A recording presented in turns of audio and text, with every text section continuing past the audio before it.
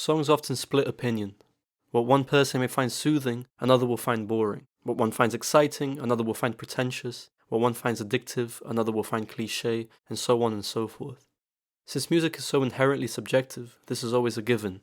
However, there are few songs which have been quite as polarizing as Earl Sweatshirt's East. Double back when you got it made, 30 racks of weed, no fat in the collard greens. Hailed by some as an avant-garde masterpiece and ridiculed by others as an unlistenable mess, it is a fascinating example of the extent to which music can subvert expectations and divide opinion. Clocking in at just under 2 minutes, East was released on November 1st, 2019 by Earl Sweatshirt as the lead single for his upcoming EP, Feet of Clay. It is an odd song, to put it lightly. The beat, or rather percussion-less instrumentation, consists entirely of a strange distorted accordion loop that repeats and repeats relentlessly. Far from a soothing sound, the loop is said to be an obscure sample of a song by 20th century Egyptian singer Abdel Halim Hafez. A different source, however, claims the audio is taken from a different Egyptian song, Alf Layla Wilayla, or 1001 Nights, by singer Kulthum. Regardless of where the niche sample was acquired, it is unquestionably poorly mixed, and atop its unsettling layer, Earl raps in what has become one of his signature styles, monotone, meandering, and off-kilter. The lyrics display Earl's knack for abstract poeticism. These words are hard to decipher and up for interpretation, but are also clearly and audibly charged by a sentiment of anger and anguish. This feeling is disjointed in the foreground, atop this instrumentation which has been described as circus-like and almost comedic. Different articles have found unique ways of describing the almost incomprehensible lunacy of the instrumental. One states that it sounds as if it has somehow whipped up on the island where Jack Sparrow spent his days drowning in rum. Another says it sounds almost like the flying monkeys from The Wizard of Oz are about to appear at any moment. Throughout YouTube, Twitter, and Reddit, jokes have spread about the song, and it has become a beloved internet meme, specifically for its bizarre and unappealing sound.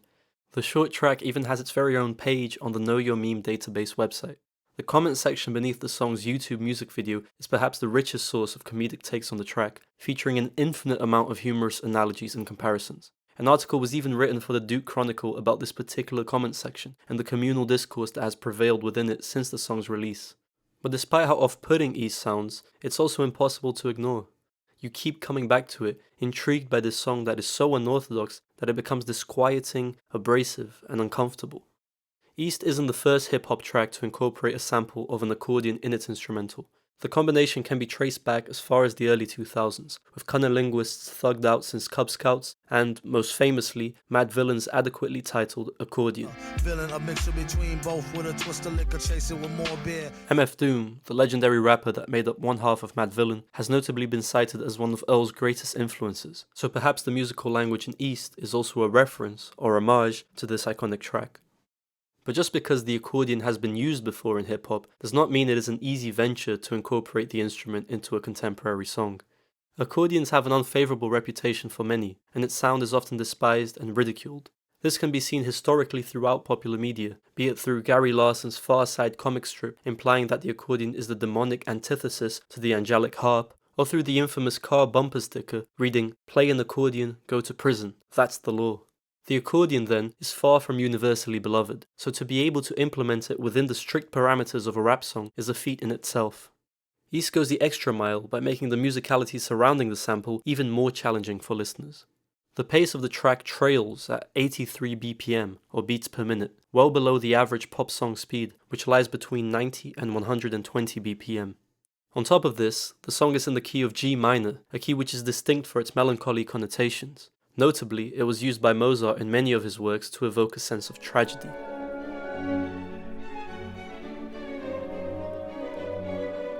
These choices are paradoxical to the nature of the accordion itself, an instrument which is often used in upbeat folk music or in the liveliness of a circus setting.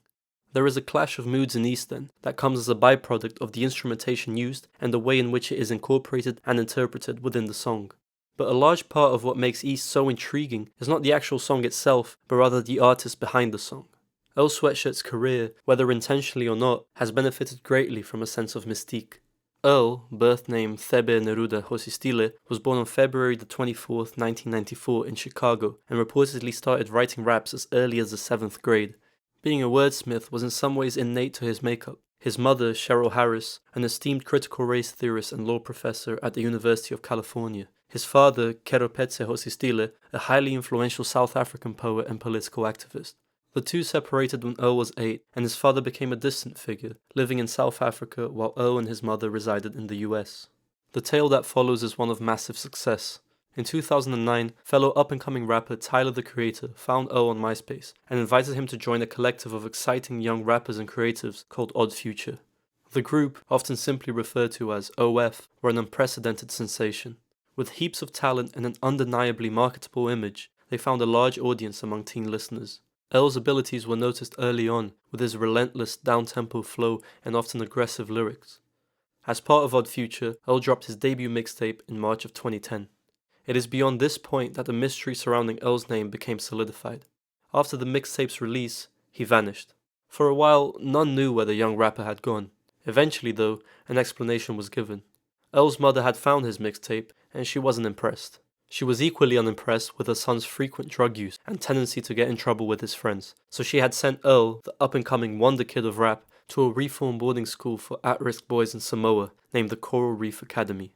During his time at the school, Earl continued writing raps and became engrossed in reading books such as Manning Marable's biography of Malcolm X and Richard Farinia's counterculture fiction. In a way, Earl's isolation worked to an adverse effect of his mother's intentions, providing him with further tools to develop his lyrical arsenal and poetic convictions for future music. The exile also became a huge talking point among Odd Future's loyal fanbase, who initiated the Free Earl movement. Beyond his control, Earl was becoming an enigmatic icon, a persecuted rebel for a generation of rap fans. As explained in the Pitchfork article, existing in a vacuum of information kept him at arm's length, which led many in his cult base to think of him as a myth, an idol. In February of 2012, it was revealed that Earl had returned to the US. The reception he came home to was one of a beloved and much missed star.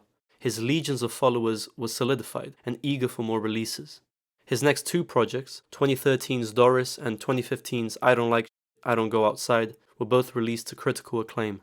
Leaving the Odd Future collective in 2015, Earl maintained a die-hard fanbase for further successful solo ventures, which became increasingly experimental. 2018's Some Rap Songs and 2019's Feet of Clay EP, as well as 2022's Sick, saw Earl not only exploring more complex and intricate flows and lyricism, but also rapping over exceedingly difficult and unconventional beats. Earl has never embraced this semi-godlike status he unknowingly acquired as his career grew.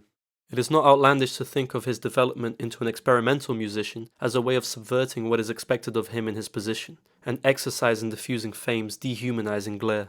The majority of his music is far from mainstream. He selects jarring instrumentals and raps in confusing manners to expand not only his artistic boundaries, but also to move away from the image which he was branded with in his famous youth, the teen rapper with a promising commercial career and controversially violent content.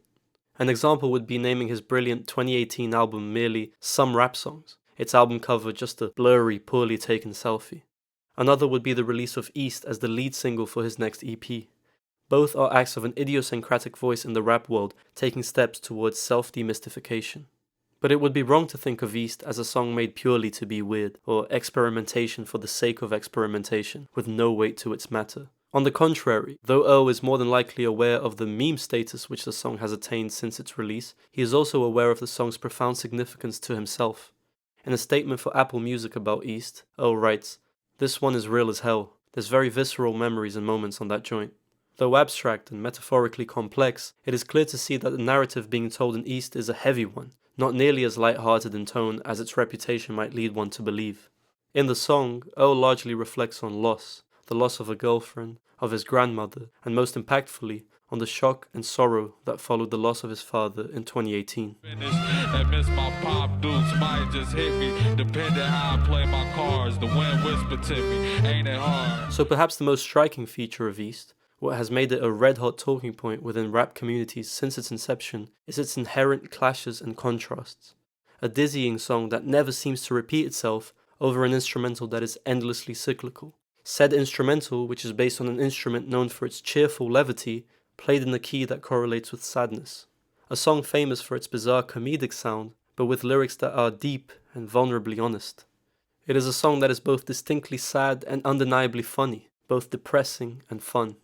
But maybe Earl was aware of this clash too, of this juxtaposition.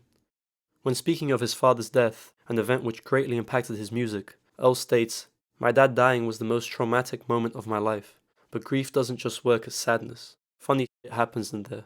I'm depressed every day and I be having fun." This paradoxical ambiguity is present throughout East, a track which splits listeners' opinions in almost every sense apart from one.